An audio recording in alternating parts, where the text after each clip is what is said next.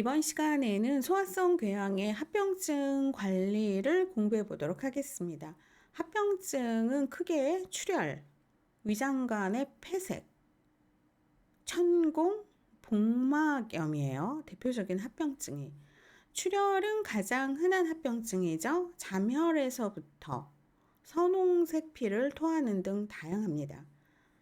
위장관 출혈의 일반적인 증상은 커피 찌꺼기 같은 물질을 토하거나 검은색 대변, 탈의스툴을 보는 것인데, 만약에 위에서 혈액이 산성 소화되면 덩어리가 있는 검은색 물질을 토해냅니다.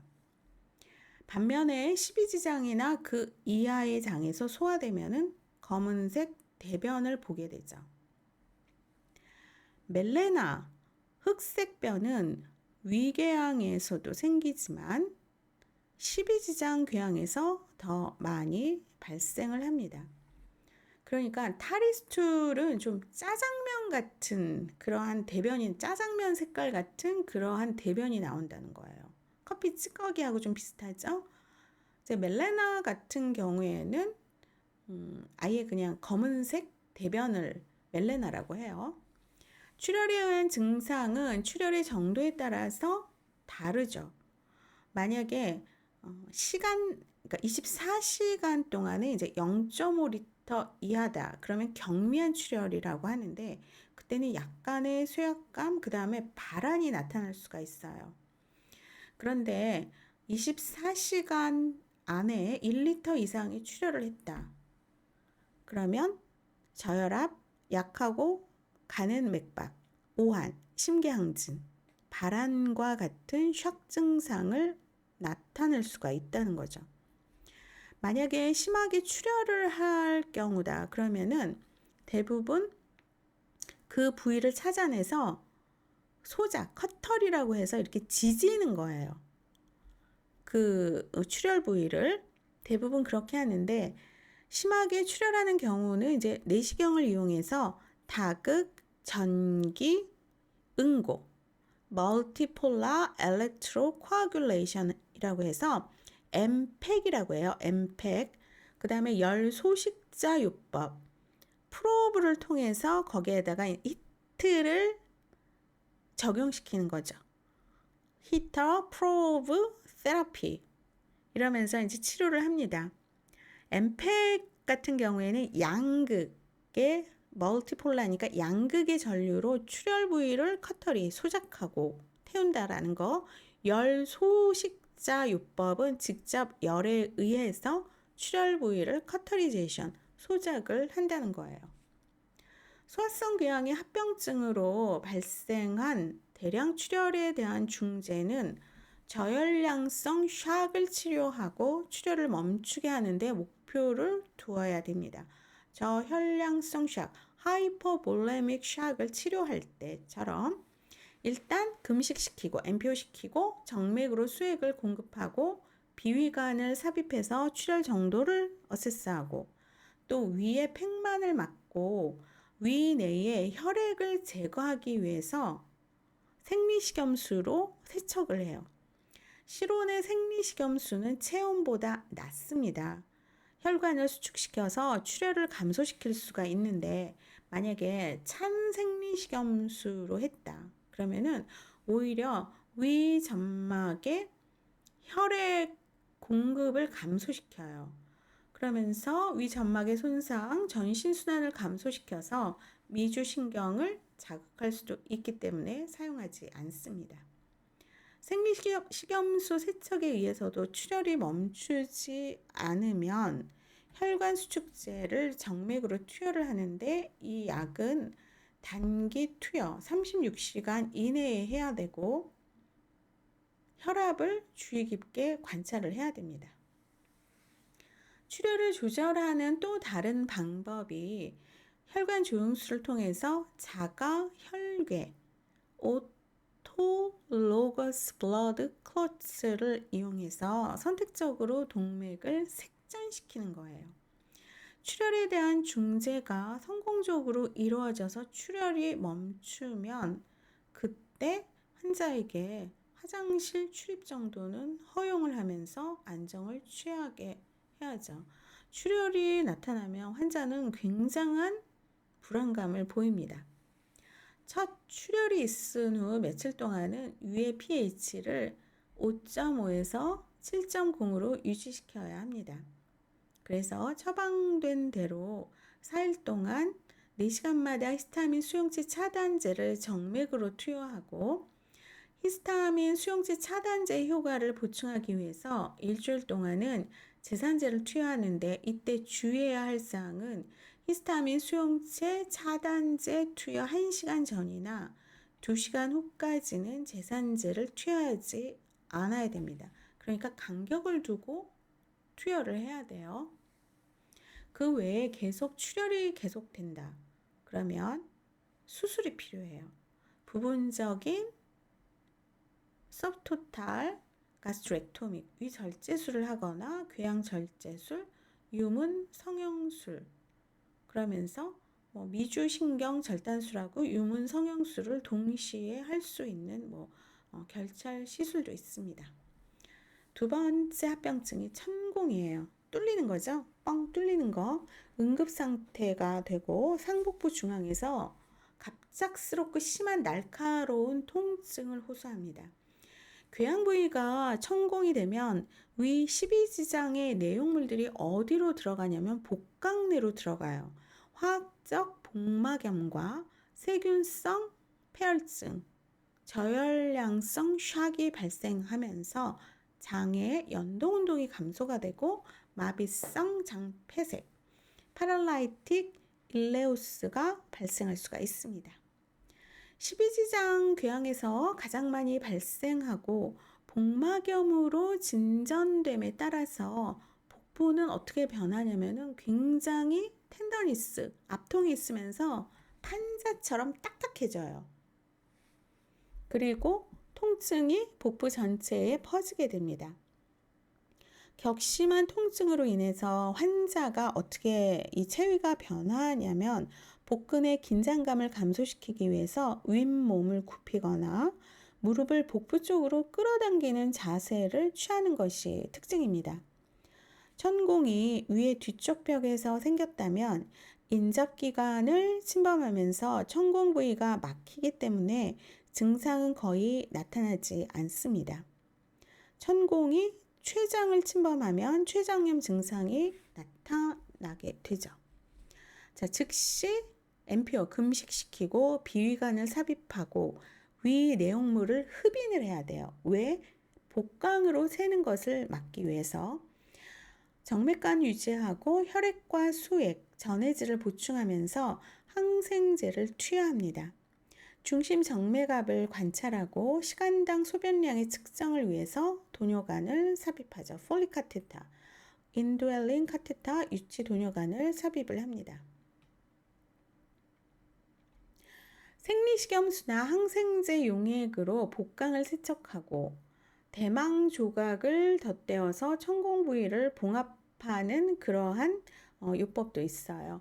이때 미주신경 절단과 반위절제, 헤미 가스트렉토미를 병행하거나 미주신경 절단술과 유문 성형술을 병행해서 궤양과 그 합병증까지 확실히 조절하는 경우도 있습니다. 수술 후 합병증으로는 횡격막 하의 농양, 출혈, 12지장이나 위의 누공 형성, 무기입의 폐렴이 있어요. 그래서 출혈보다 어떻게 보면 더 위험한 거라고 할 수가 있죠. 천공은 굉장한 응급 상태라는 거. 그 다음에 이제 폐색, obstruction, 막히는 거예요. 12지장 궤양을 오랫동안 앓게 되면은 궤양의 형성과 치유 과정이 반복이 되면은 스카, 반은이 생기죠. 통로가 좁아지면서 막힙니다. 폐색이 발생하죠. 유문부의 흉터는 흔히 유문부 폐색을 일으키고 위의 내용물을 비울 수 없게 되면 통증과 구토가 나타나요. 이때는 감압, 압력을 낮추기 위해서 비위관을 삽입하고 환자의 상태가 안정이 되면 8시간에서 12시간 동안 비위관을 잠근 후 다음날 아침 위 내용물이 200cc 이하로 측정이 되면 물을 1시간당 30cc 먹도록 하고 이상이 없으면 섭취량을 늘리고 고형 음식도 먹도록 합니다. 자, 그래서 밤 시간 동안에 200cc, 200ml 이하로 측정되면 물을 먹인다라는 거. 정맥관을 유지하고 수분과 전해질을 공급을 합니다. 유문부 폐색 시 내시경을 통한 풍선 확장과 같은 시술, 유문 성형술이나 흉터를 제거하기 위한 수술을 시행할 수도 있어요. 그렇다면 간호로 들어가서 첫 번째 어세스먼트 사정. 상복부와 왼 사분역의 통증, 불편감, 속쓰림 등 그러한 어떤 특성적인 특색 있는 증상과 발생 시기, 중증도, 식사와의 관련성을 확인을 하고 완화하기 위해서 사용하는 방법, 오심 또는 구토와 구토 시 혈액이나 커피 찌꺼기 같은 물질이 동반되는지, 선명하게 붉은 피는 새로운 출혈이에요. 검붉은 피는 좀 묵었던, 그러니까 오래된 출혈을 의미합니다. 그리고 아스피린이라든가 비스테로이드성 항염제 등의 약물 사용, 흡연, 음주 등의 정보를 수집을 합니다. 자, 신체 사정을 하는데 여러 가지를 보는데 복부 검진이 중요하죠. 물론 바이탈 사인도 중요하긴 하지만 장음, 복부의 전반적인 외형, 촉진을 통한 압통 확인, 구토나 배변 시 오컬트 블러드, 잠혈이 있는지 확인을 합니다. 간호진단과 중재, 소화성 궤양 질환자를 간호할 때 우선순위는 일단 에피가스트릭 페인이라든가 에피가스트릭 디스컴포트, 불편감을 감소시켜야 돼요. 그러면서 영양 상태 유지하고 발생할 수 있는 합병증을 조기 발견하고 예방해야 됩니다. 헬리코박터 파일로리를 제거하기 위해서 처방된 기간까지의 항생제 복용을 완료하는 것이 중요합니다. 투약 후 설사, 발진, 또 천명음, 가뿐호흡 등의 부작용이 있을 수 있기 때문에 즉시 의사와 연락할 수 있는 방법을 알려줘야 됩니다. 간호진단은 영양 불균형, 신체 요구량보다 이제 적은 건데 현재 음식 섭취 양상, 섭취 시간, 통증을 촉발시키는 음식을 사정을 하고 이러한 사정을 통해서 환자는 자신의 식이 양상에 대해서 인지하게 됩니다. 소화성 궤양으로 인한 증상을 최소화하는 식이 계획을 세우기 위해서 영양사에게 의뢰하여서 영양 상태를 충족하도록 하고 골고루 규칙적으로 식사하고 과식은 피합니다. 자, 커피나 콜라 같은 카페인 음료는 자극적이니까 피해야 되죠. 금연. 왜 금연을 해야 되는지 앞에서 얘기했습니다. 금주하고 식욕부진, 오심, 구토 등의 불편감을 관찰하고 영양결핍, 빈혈과 관련된 임상지표를 확인할 수 있는 진단검사를 모니터링합니다. 경구, 철분 섭취와 이에 따른 부작용 여부를 관찰하고 철분 복용 후 1시간에서 2시간 이내에 제산제 사용을 피하도록 교육을 하죠. 경구 철분제 섭취는 오심, 구토, 위장관, 불편감을 일으킬 수가 있어요. 근데 그것도 그거지만 이제 변비가 일어나죠. 그리고 변이 또 이제 새까맣게 나올 수가 있어요. 제산제는 철분 흡수를 할 때 좀 이거는 좀 중단해야 돼요. 철분 흡수를 저해야 합니다. 그 다음에 간호진단 두 번째가 출혈의 위험. Risk for bleeding인데 대변과 위액의 양상을 확인하고 비위관이나 구토물을 사정하여서 출혈의 양과 속도를 평가합니다. 선홍색 위액이나 혈변은 급성 출혈을 의미하고 커피 찌꺼기 같이 검붉은색의 위액이나 흑색변은 급성 출혈이 아닌 경우가 많기 때문에 정맥 내로 수액 및 전해질을 보충하면서 처방된 적혈구나 whole blood, 전혈을 수혈하는 경우도 있어요. 트랜스퓨전 하는 경우도 있습니다. 구토 및 비위관 배액, 또 설사 이런 것 등도 잘 모니터링을 해야겠죠. 자, 그 다음에 하이포볼레믹 샥을 예방하기 위해서 혈량을 유지하고 조직 관류, 퍼퓨전, 그 혈액의 흐름이 효과적으로 이루어지도록 심박출량을 충분히 유지해야 됩니다. 만약에 하이포볼레믹 샥 같은 경우에는 트랜스퓨전을 같이 이제 하는 경우도 있죠. 혈액량을 유지하기 위해서 수혈이 필요할 수도 있고, 비위관을 삽입을 했다면 관의 위치와 개방성을 유지해야 합니다. 처음에는 배액량을 매시간 기록하고 이후에는 4시간에서 8시간마다 기록을 합니다.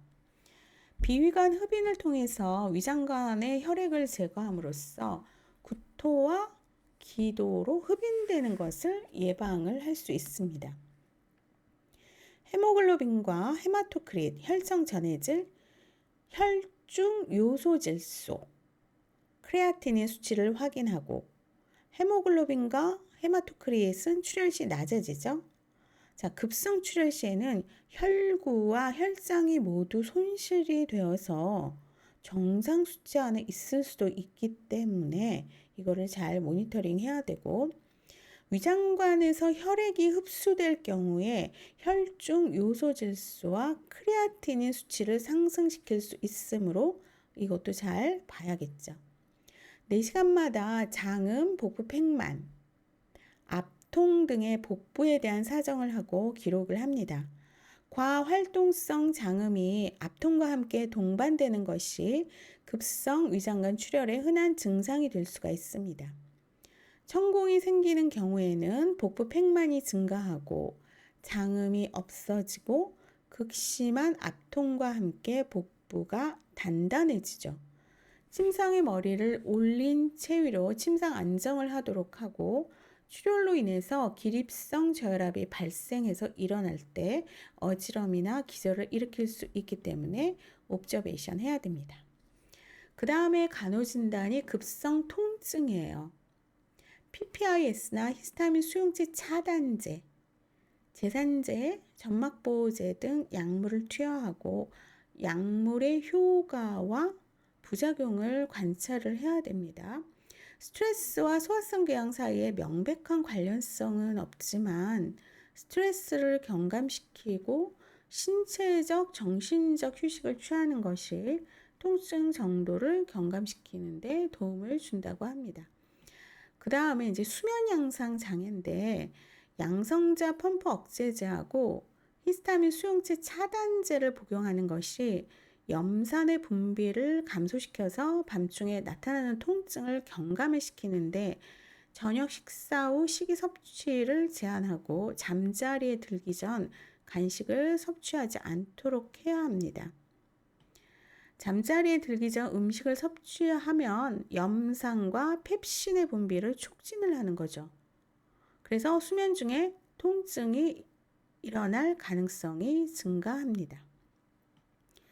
이완요법을 사용할 수도 있고, 그래서 수면 양상을 재정비하고 긴장을 감소시키는 데 도움을 주어야 합니다. 이번 강의는 여기서 마치도록 하겠습니다.